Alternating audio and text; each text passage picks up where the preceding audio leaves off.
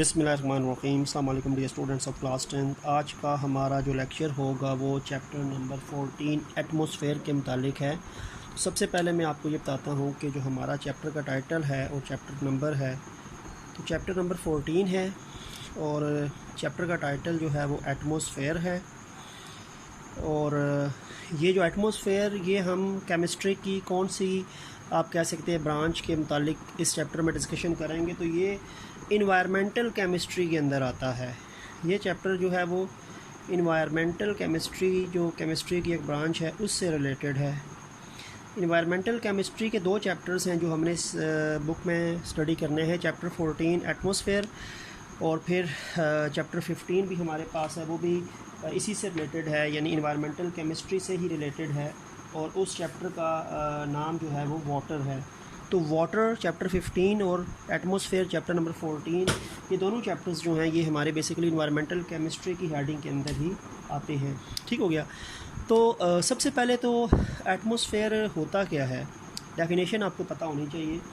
तो एटमॉस्फेयर जो है इसके बारे में कहा जाता है कि ये एनवेलप है, कवर है, the envelope of gases and water vapors that surrounds the planet Earth।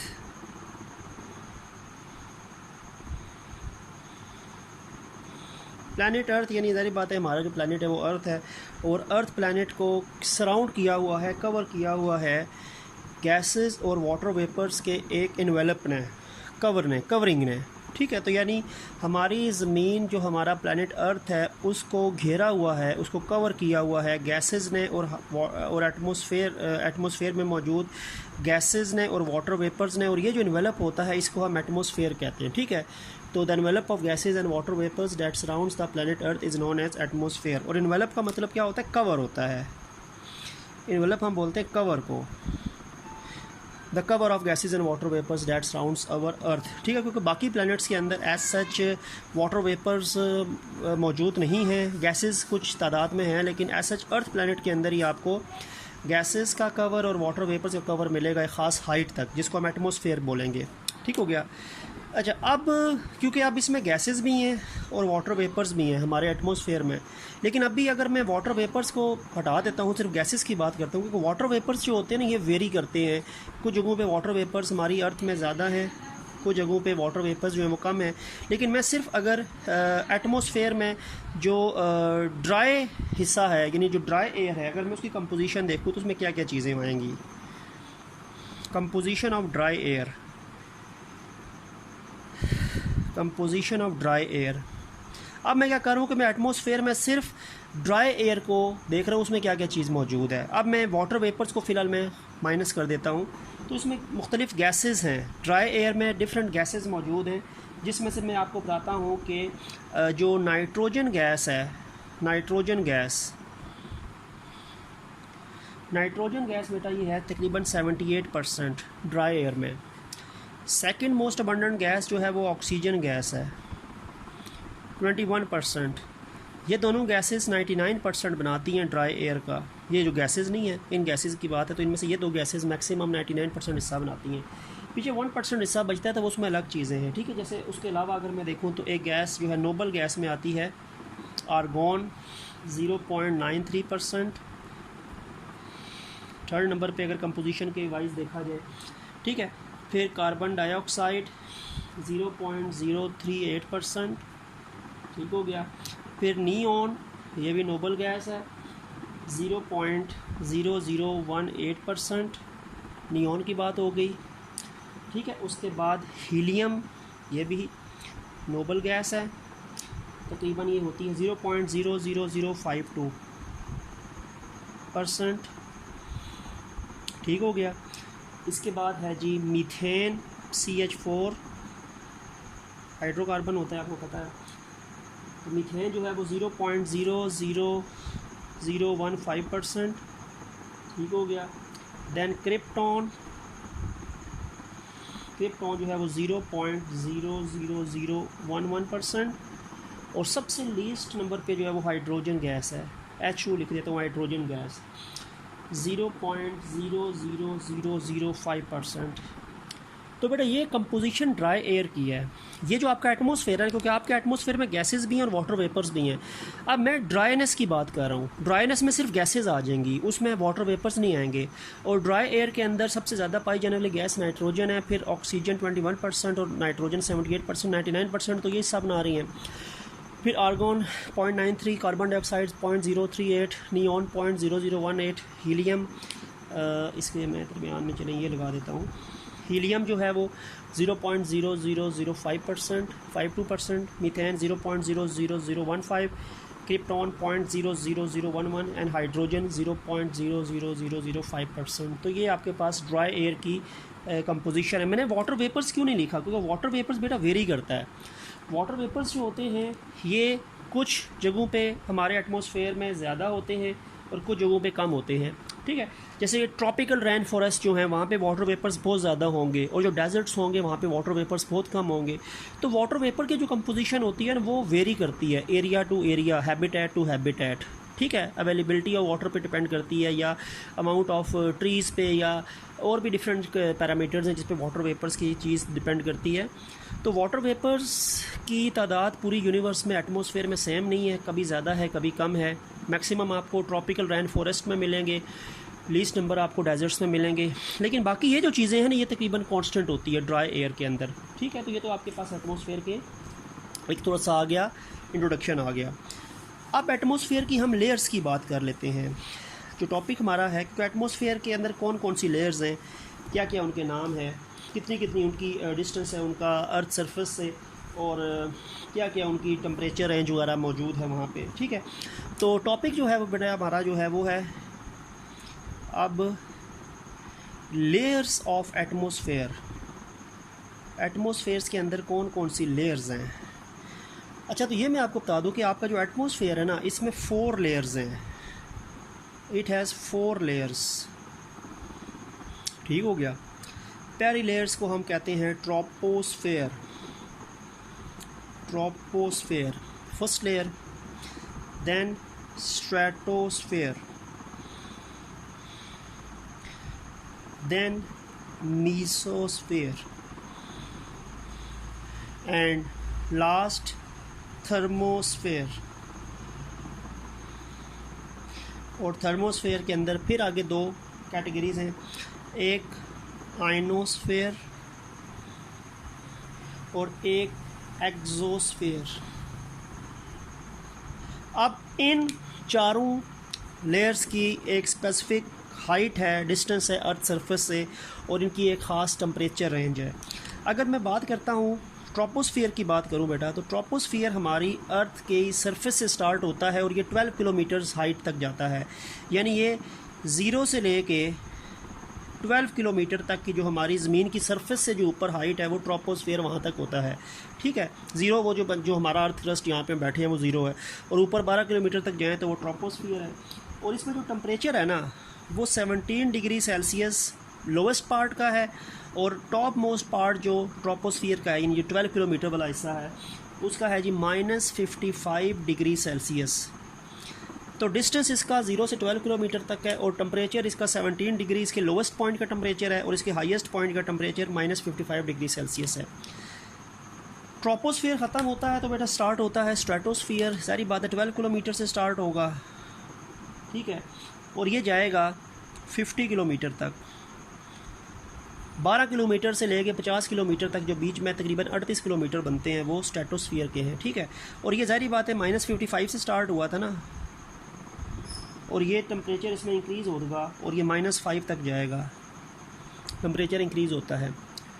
फिर मीसोस्फियर ज़ाहिर बात है स्टार्ट होगा 50 किलोमीटर से स्टार्ट होगा, 50 km से स्टार्ट होगा, और ये जाएगा 80 km तक, 80 किलोमीटर तक, यानी 30 किलोमीटर इसका टोटल बनता है, 50 से लेके 80 तक, ठीक है। और ये -5 डिग्री सेल्सियस टेम्परेचर डिक्रीज़ होगा, इसमें डिक्रीज़ होता होता -93 डिग्री सेल्सियस तक आएगा, ठीक है बेटा। और फिर आखिरी जो है वो थर्मोस्फियर है। थर्मोस्फियर जो है ना ये तकरीबन हम ये कह सकते हैं कि ये अबव 80 किलोमीटर, 80 किलोमीटर के ऊपर ऊपर जो भी चीज़ है वो सारा आपका थर्मोस्फियर है। अबव 80 किलोमीटर मैंने लिख दिया है, ठीक है। एक चीज़ तो मैंने हाइट तो लिख दी है, कोई स्पेसिफिक रेंज ऐसा है नहीं। और टेम्परेचर इसका -93 डिग्री सेल्सियस से स्टार्ट होगा, लोवेस्ट पॉइंट जो इसका है, ठीक है बेटा। और ये इंक्रीज़ होगा, ये प्लस 1800 डिग्री सेल्सियस तक जाएगा। मैं प्लस डाल दूँ, प्लस, यानी टेम्परेचर बढ़ रहा है। अच्छा, इसमें भी 2 पॉइंट्स हैं, क्योंकि 80 से ऊपर ऊपर सारा आइनोस्फीयर, वो थर्मोस्फीयर है ना। तो अब इसको मैं 2 हिस्सों में डिवाइड करता हूँ। इसका एक पार्ट जो वो आइनोस्फीयर है और एक पार्ट एक्सोस्फीयर है। अब जो आइनोस्फीयर है ना, वो बेसिकली कहाँ पे है? आइनोस्फीयर जो है उसको मैं कह सकता हूँ कि वो 80 किलोमीटर से 400 किलोमीटर तक जो है,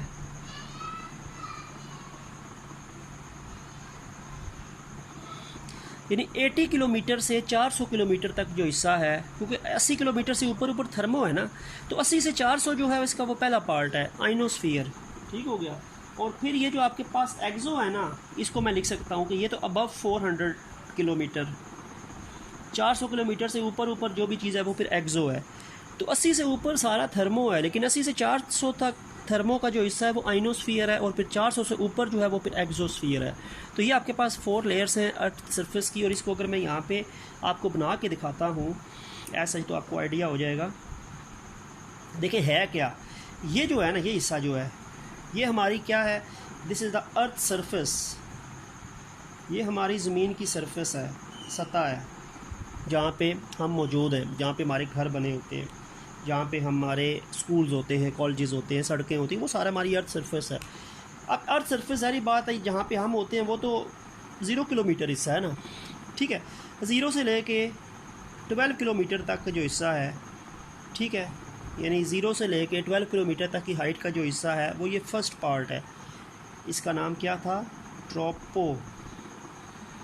ट्रोपोस्फियर,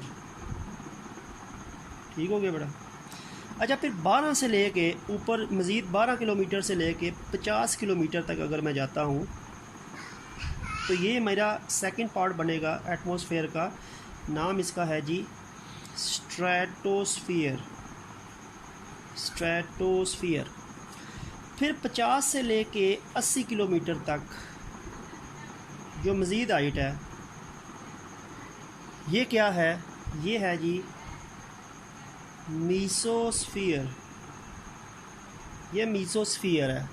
और फिर 80 से ऊपर, ठीक है, मैं लिखता हूँ 80 से ऊपर, अबव मैंने लिख दिया, 80 से अबव जो भी हिस्सा है ऊपर मैं डॉट्स डाल देता हूँ।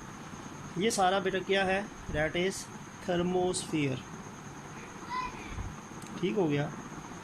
और फिर टेम्परेचर इसका 17 है, इसका -55 है, फिर ये -55 से -5 तक, ये -5 से -93, और ये फिर -93 से ऊपर प्लस 1800 डिग्री सेल्सियस तक जाता है, ठीक है। तो ये आपके पास वो एक लेयर्स ऑफ एटमॉस्फेयर के नाम है, और साथ उनकी थोड़ी सी टेम्परेचर रेंज और डिस्टेंस फ्रॉम अर्थ सरफेस से हाइट है। अब हम अगर 1 बाय 1 इनकी थोड़ी सी डिस्कशन कर लेते हैं कि टेम्परेचर कम हो रहा है, क्यों ज़्यादा हो रहा है इन डिफरेंट लेयर्स में। तो थोड़ा बहुत इसमें थोड़ी सी डिटेल अगर हम देखें, तो सबसे पहले बेटा बात वही है कि पहली लेयर, सबसे पहले हम आते हैं ट्रोपोस्फियर। सबसे पहली लेयर जो है वो ट्रोपोस्फियर है। और जो वर्ड ट्रोपो है, ट्रोपो का मतलब होता है टर्निंग या चेंजिंग, टर्न होना या चेंज होना, तब्दीलियाँ रोनमा होना। तो इस लेयर में बहुत सी तब्दीलियाँ रोनमा होती हैं। ये कांस्टेंट एज सच उसमें इतनी ज़्यादा नहीं, कंसिस्टेंसी नहीं होती, ठीक है।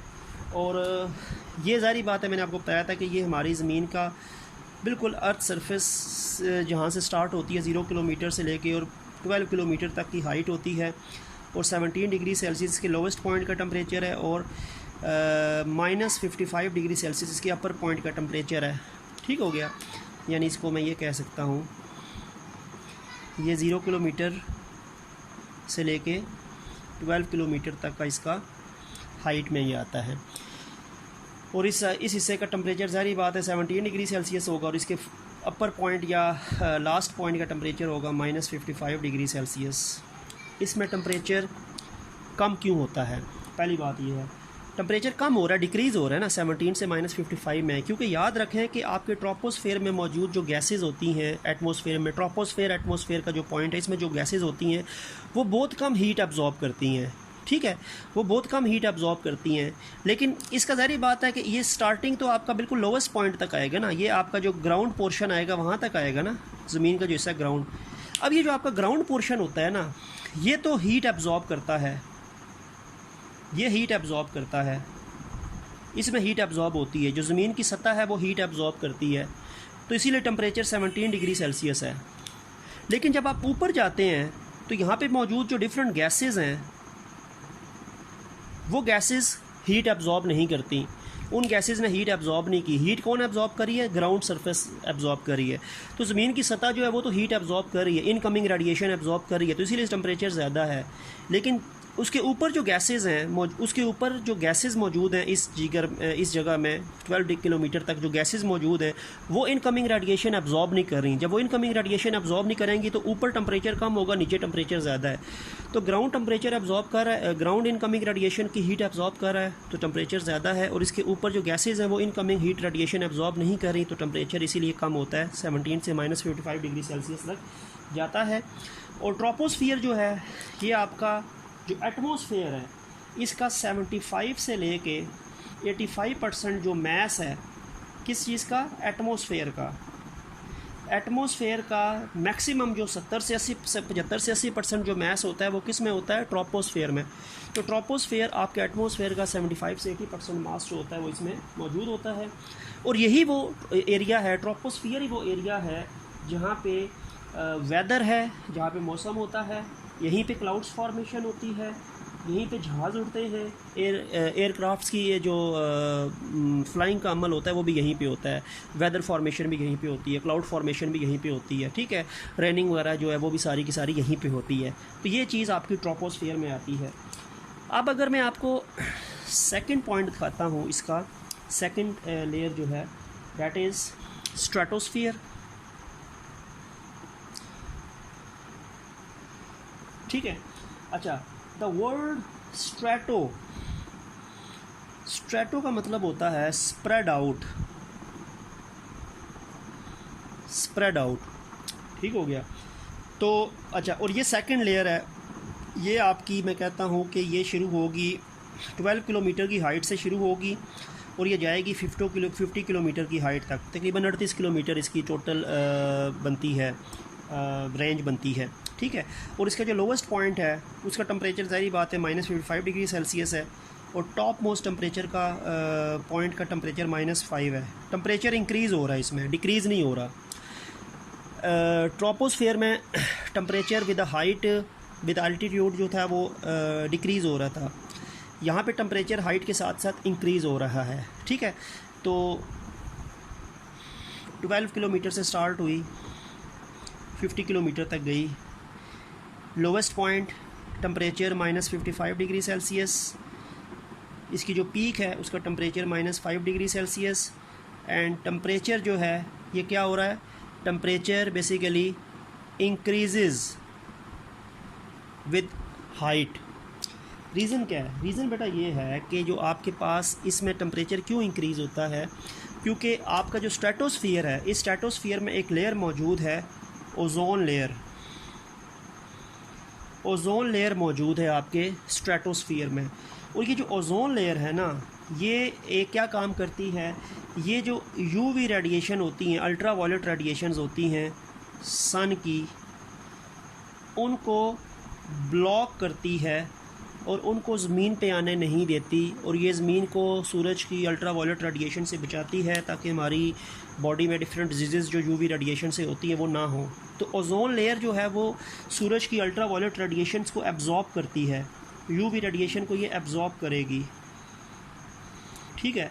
It basically acts as a shield, ये ढाल के तौर पे काम करती है, ये सूरज की अल्ट्रा वायलेट रेडिएशन को अर्थ पे आने नहीं देती। और ये सारी बात है, अल्ट्रा वायलेट रेडिएशन को एब्जॉर्ब करती है ना, तो एब्जॉर्ब करने की वजह से टेम्परेचर इंक्रीज़ होगा ना, क्योंकि रेडिएशन एब्जॉर्ब कर रही है इस लेयर में मौजूद ओजोन जो है, उस वजह से एब्जॉर्प्शन ऑफ यूवी रेडिएशन की वजह से टेम्परेचर जो होता है इस लेयर में वो इंक्रीज़ होता है, ठीक हो गया। और ओजोन सबसे ज़्यादा स्ट्रेटोस्फेयर में मिलती है और इसकी प्रेजेंस जो है वो तकरीबन होती है 10 ppm, 10 पार्ट्स पर मिलियन इसकी कंसंट्रेशन है जो स्ट्रेटोस्फियर में मिलेगी। ओजोन और भी लेयर्स में मौजूद है, लेकिन ओजोन की मैक्सिमम परसेंटेज जो मौजूद है वो स्ट्रेटोस्फियर में है। उसकी जो परसेंटेज स्ट्रेटोस्फियर में है वो 10 ppm है, 10 पार्ट्स पर मिलियन है। और ओजोन की अहमियत है कि ये लिविंग थिंग्स को अल्ट्रावायलेट रेडिएशन से बचाती है और उससे डिफरेंट डिजीज़ जो कॉज होती हैं उनसे अर्थ के अंदर मौजूद ऑर्गेनिजम्स को प्रोटेक्ट करती है। ठीक हो गया। और टेम्परेचर इंक्रीज़ होने की रीज़न क्या है? यूवी रेडिएशन को एब्जॉर्ब करना और ओजोन की यहाँ पे मौजूदगी है जिसकी वजह से दर्जा हरारत बढ़ता है। फिर इसकी थर्ड लेयर बेटा विच इज़ मेसोस्फीयर।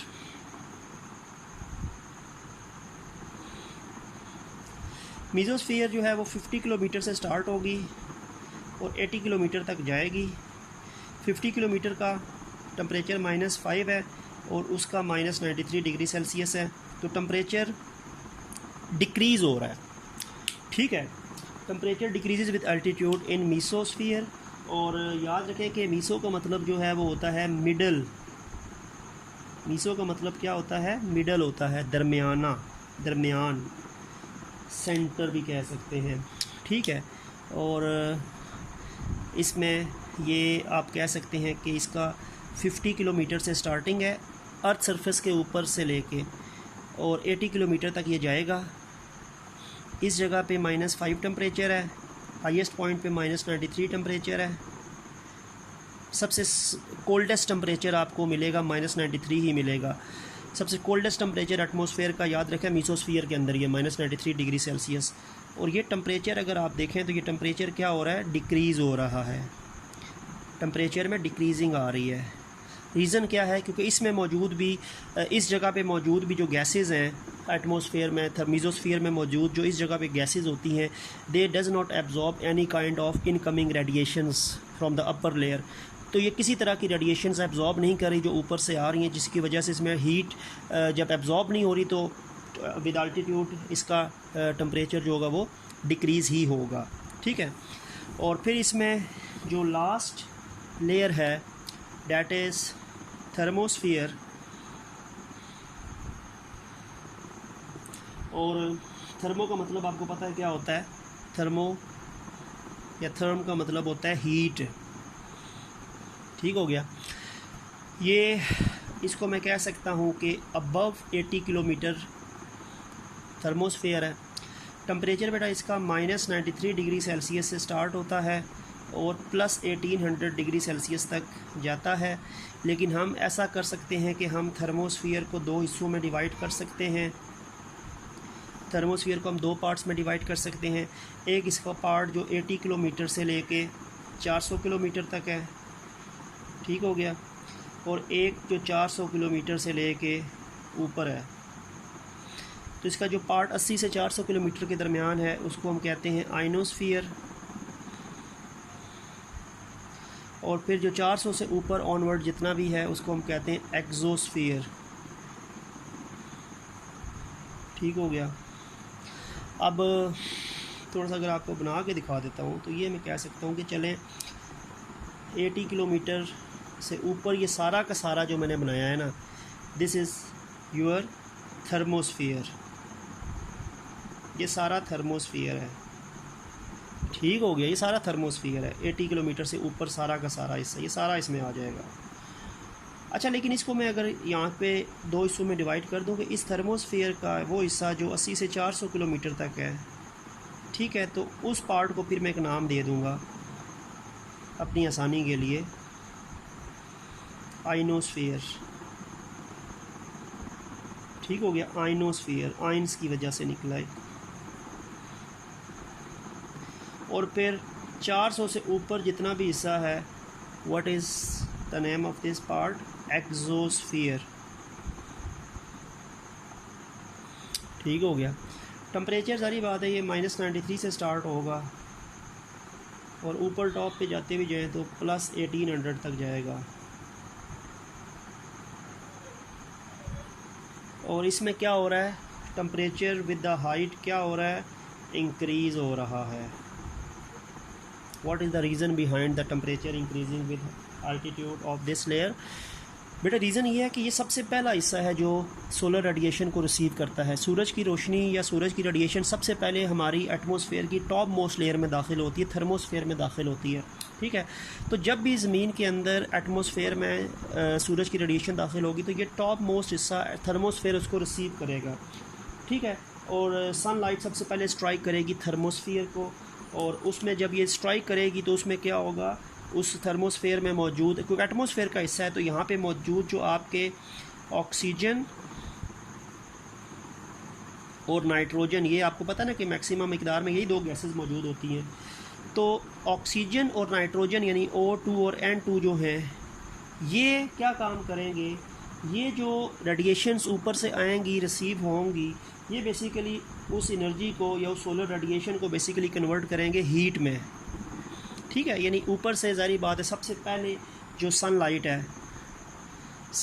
जो सनलाइट है वो स्ट्राइक करेगी थर्मोस्फेयर को, और थर्मोस्फेयर में मौजूद ऑक्सीजन और नाइट्रोजन के मॉलिक्यूल्स क्या काम करेंगे, ये कन्वर्ट करेंगे इन सोलर लाइट में मौजूद जो सोलर एनर्जी है उसको कन्वर्ट करेंगे हीट में, और उस हीट की वजह से, रेडिएशन की वजह से इनका टेम्परेचर जो है वो इंक्रीज़ हो रहा है, प्लस 1800 डिग्री सेल्सियस तक वो जाएगा। ठीक है, ये टेम्परेचर जो है वो प्लस 1800 डिग्री सेल्सियस तक वो जाएगा, because it is the first layer of the atmosphere that receive sunlight, या sunlight strike first of all thermosphere, and due to this striking the oxygen and nitrogen molecules convert these striking thermal radiations या striking solar radiations into heat, जिसकी वजह से temperature जो है वो increase होता है। तो ये आपके पास 4 लेयर्स हैं एटमॉस्फेयर की, जिनके अंदर थोड़ी बहुत डिटेल हमने डिस्कस की है, टेम्परेचर रेंज और साथ इनकी हाइट की बात की है। ठीक है, तो आज का लेक्चर जो था ये हमारा लेयर्स ऑफ एटमॉस्फेयर और एटमॉस्फेयर के इंट्रोडक्शन के मुतालिक था।